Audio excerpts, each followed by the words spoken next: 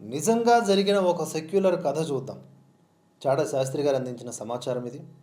ఎప్పుడో పాతది కాదు. జస్ట్ మోదీ ప్రభుత్వం 2014 వచ్చే ముందు 2013లో జరిగినటువంటి కథ ఇది. దయచేసి చివరి వరకు చూడండి. అది 2013వ సంవత్సరం ఉత్తరప్రదేశ్లో సెక్యులర్ సమాజ్వాదీ పార్టీ, కాంగ్రెస్ పార్టీలు అధికారంలో ఉన్నాయి.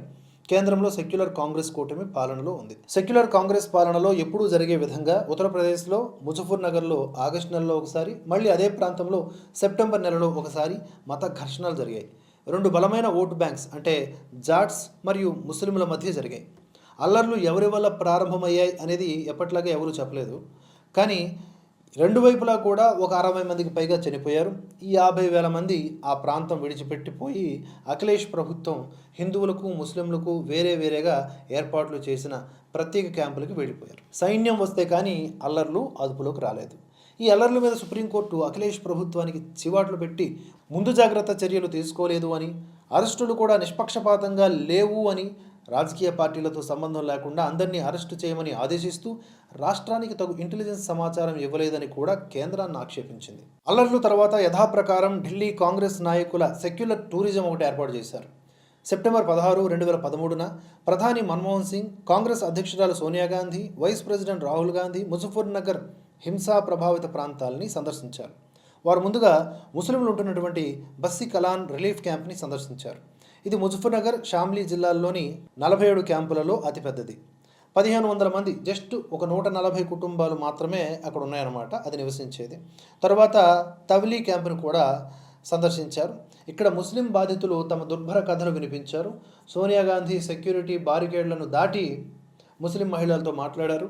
ప్రధాని మన్మోహన్ కూడా నేను మీ బాధను పంచుకోవడానికి వచ్చాను అని చెప్పి హింసకు పాల్పడిన వారికి కఠిన శిక్షలు విధిస్తామని, కేంద్రం పూర్తి సహకారం ఇస్తుందని హామీ ఇచ్చారు. అయితే ఈ సందర్శనలో జాట్ బాధితుల ప్రాంతాలను దర్శించాలని వారి షెడ్యూల్లో లేదు. కానీ యూపీ అధికారుల సలహా మేరకు ప్రధాని, సోనియా మరియు రాహుల్ తప్పనిసరి అయి జాట్ ప్రధాన గ్రామాలైన బవాలి, ఖాంజుపురాలో కొద్దిసేపు అన్షెడ్యూల్డ్ స్టాప్ చేశారనమాట.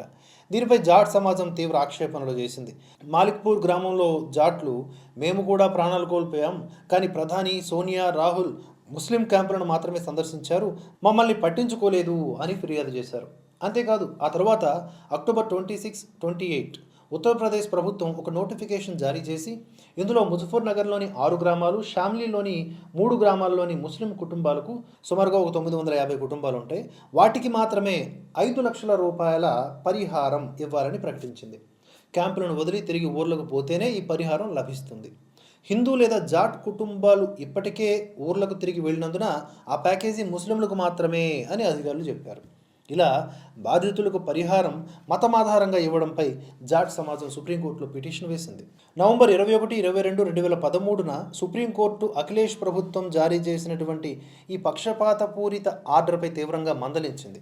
ఇది బయాస్డ్ ఆర్డర్, సమూహం ఆధారంగా వివక్ష చూపకూడదు, అందరూ రిలీఫ్కి అర్హులు అని కోర్టు అంది. ఇలాంటి వైఖరి ఒక సమూహాన్ని అసంతృప్తి చెందజేస్తుంది, ఈ సమాజంలో విభజన తెస్తుంది అని చీఫ్ జస్టిస్ హెచ్చరించారు. దాంతో రాష్ట్ర అడ్వకేట్ కొత్త ఆర్డర్ జారీ చేసి అన్ని సమాజాలకు వర్తింపజేస్తాం అని కోర్టుకు హామీ ఇచ్చారు. సెక్యులరిజంని ఇంత చక్కగా అమలు చేయడానికి సోనియా, రాహుల్ ప్రయత్నించడం వల్లే 2014 లోక్సభ ఎన్నికల్లో యూపీలో సమాజ్వాదీ పార్టీకి 78 పోటీ చేస్తే 5 సీట్లు, కాంగ్రెస్కు 67 సీట్లు పోటీ చేస్తే 2 సీట్లు గెలవగా బీజేపీ 78 పోటీ చేసి 71 గెలిచింది. అందువల్ల ఈ కథ మొత్తం వింటే మీకు ఏమర్థమైంది అనేది ఇప్పుడు కామెంట్స్ రూపంలో తెలియజేయండి.